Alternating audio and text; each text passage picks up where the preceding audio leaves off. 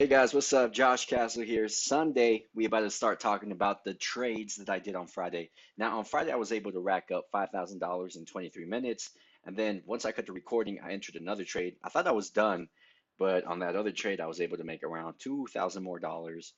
Officially bring me up to like 70 or $7,000, not 70,000. I wish, but yeah, I'm not there yet. But my strategy is extremely different than most other people. A lot of people, they just like to stick with one trade and stay in that stock, or they like to hold only for a couple minutes or hold the entire day, depending on what strategy they're using. I actually like to use a bunch of strategies. I like to put a lot of them in play. I've been trying to create my own strategy that works for my trading style. I'm not saying that you're going to be able to pick up my trading style because everybody's style is going to be different. And it's so important because everybody has different psychology. Everybody will react differently to the market. So it's extremely important that you find what works best for you. The reason why I want to share this video, why I want to share my trades, is because you could probably learn a thing or two, whether it's entries, exits, your trade management, your risk or reward, the concepts that I'm trying to use that are helping me trade. Now, I do trade multiple stocks those first 23 minutes. I think there was like four which were able to make me $5,000 in 23 minutes. I did record it, so I do want to put that out.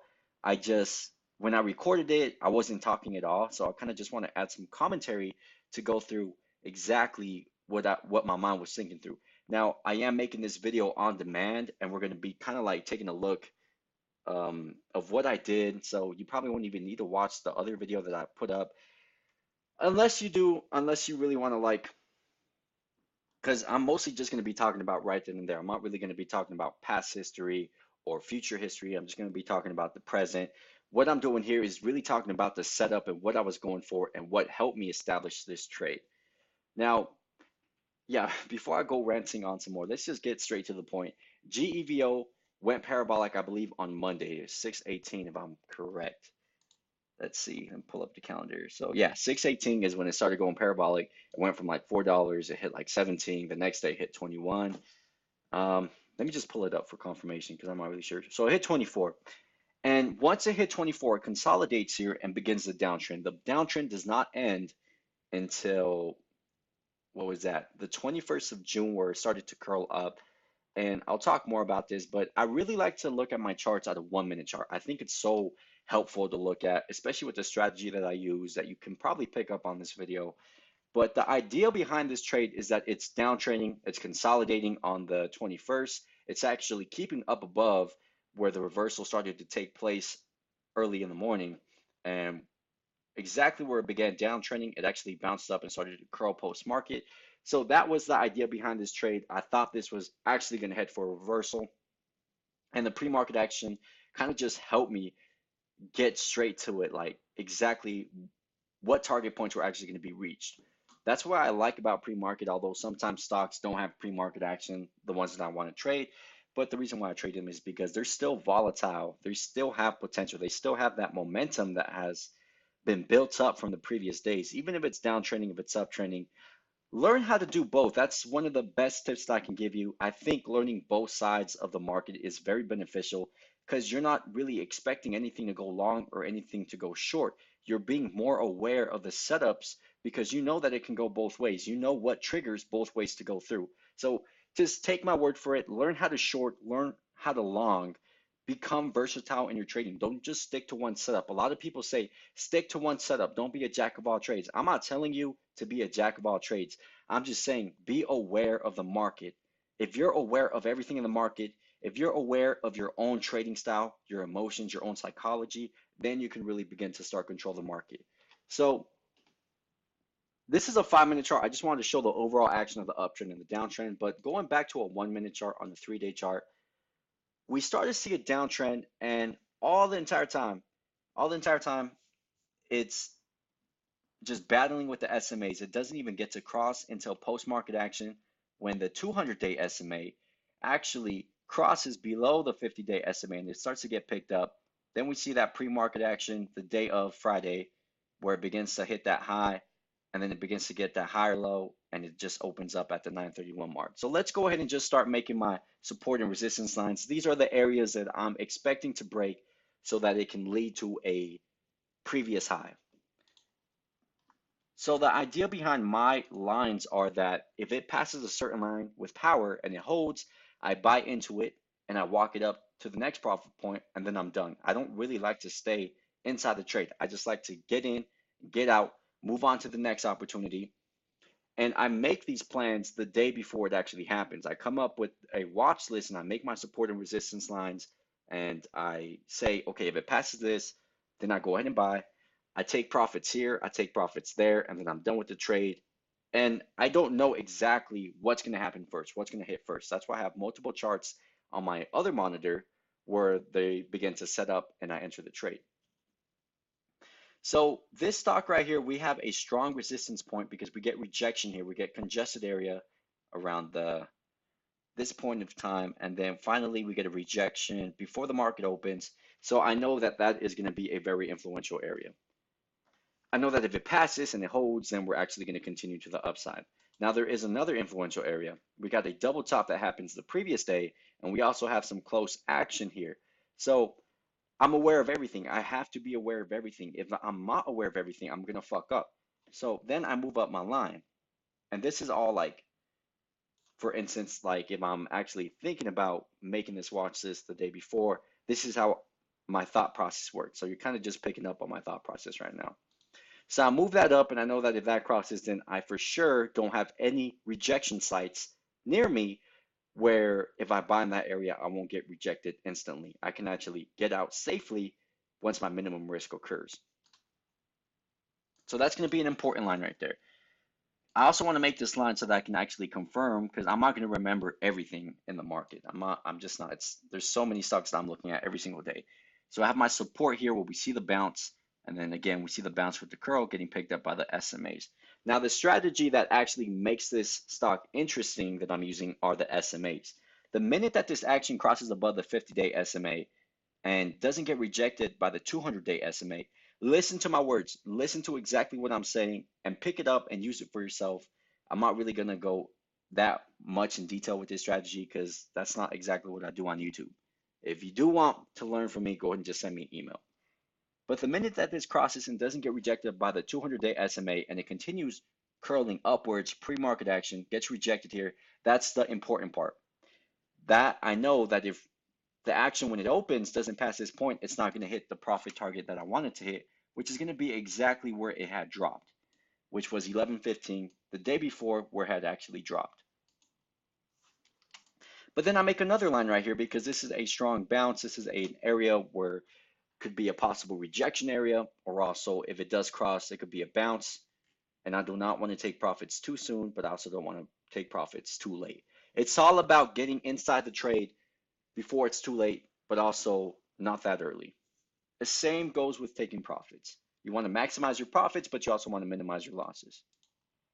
And I actually code these. I make thinly dashed lines like we see here, and I color code them. So green would be my profit areas, red would be my risk and reward area, well, my risk area, but I actually don't make that line until the day of.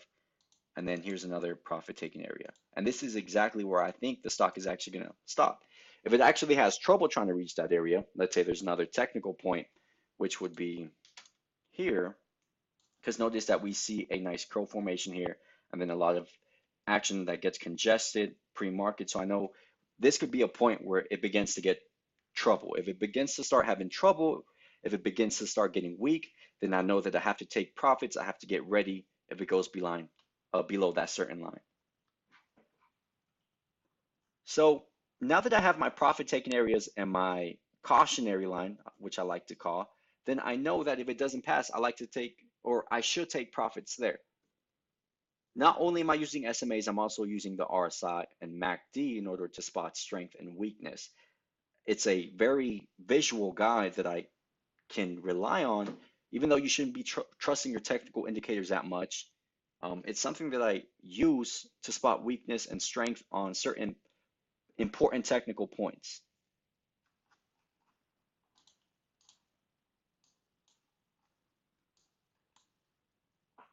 Okay, so let's go ahead and begin. So we got a low right here at 849, then we got a higher low at 889, where then it gets picked up by the 50-day SMA. Notice that it crossed below, bounced off the 200-day SMA, continued on, downtrended here, bounced off the 50-day SMA, creating higher lows.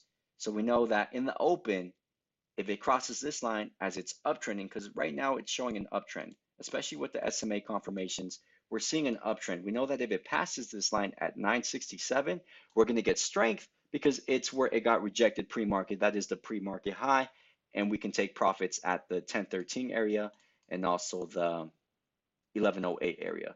Now just color code your cautionary line where it begins to have trouble, a certain color such as orange. So I'm only probably going to make one trade recap, honestly, because this is actually taking too long.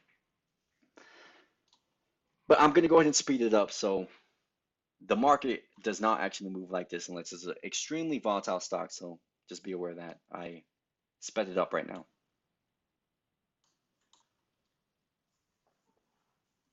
So I'm not looking to take any profits until, or I'm not looking to pick up any shares until that line crosses and it pulls back.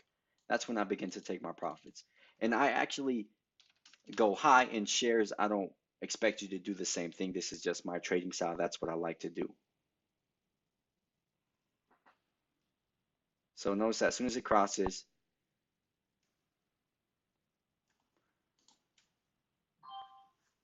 this is going pretty fast. I'm actually going to slow it down because I know it reaches up here pretty quick and I know the video won't be long. So, but actually when it pulls back here, that's when I buy. And then if it falls below, that's when I would sell. Oh yeah, here would be when I would buy. And I know it says a huge loss initially, but that's because we have a spread in play. Low float stocks that are extremely volatile have a huge spread. So you got to be very aware of that. Don't be scared right at the open as soon as you see that. Okay, this is where I begin taking profits. I get rid of half my shares, and then I still have 1,500 in play, and then I wait for it to start hitting these other points. Because notice that this area is from 970, hits 1016.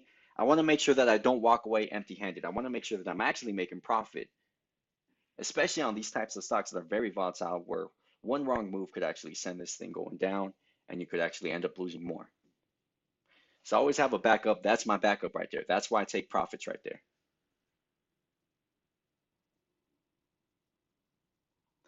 And then my risk line is actually going to be right here. So I would basically break even if it crossed right then and there. So let me color code that red. The reason why I like color coding is that my brain reacts to colors.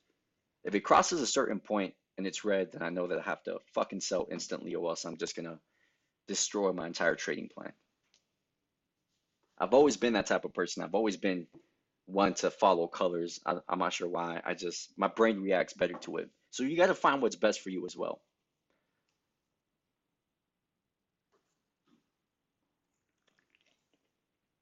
I think this is where I picked up some more shares as well. I'm not going to do it right now, but yeah. So then it starts making a move up. And now I want to have it pass right here. But if it starts having trouble, then I'm going to go ahead and sell.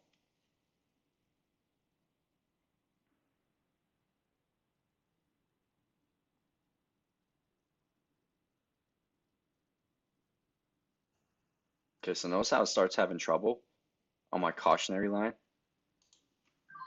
I just take profits. I'm like, this is an area where we have some technical difficulty going through. We have a nice curl formation. We also have congested area here. So I know that if it doesn't have the power to pass through that line, it's not going to happen. It's going to have difficulty. I'd rather be safe than sorry. I like to have extra confirmation, although we do see it start to go up.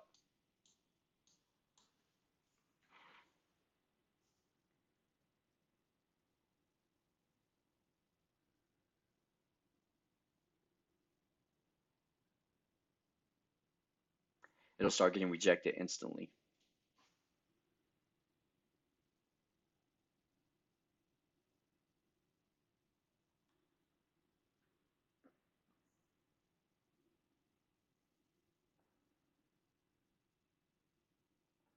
And I did not expect this to actually keep continuing the curl and actually making it look somewhat nice, because If it was a curl continuation, then we would have seen it the previous day.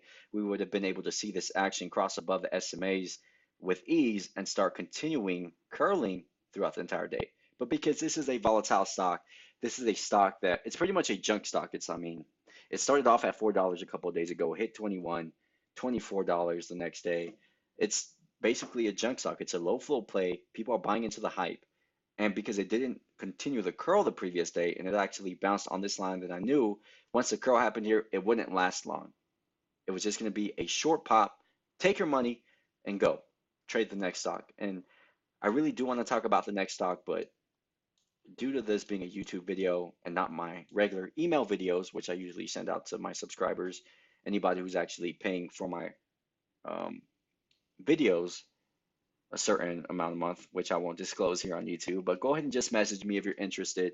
Josh Castle here, Versatile Trading. Thanks for watching.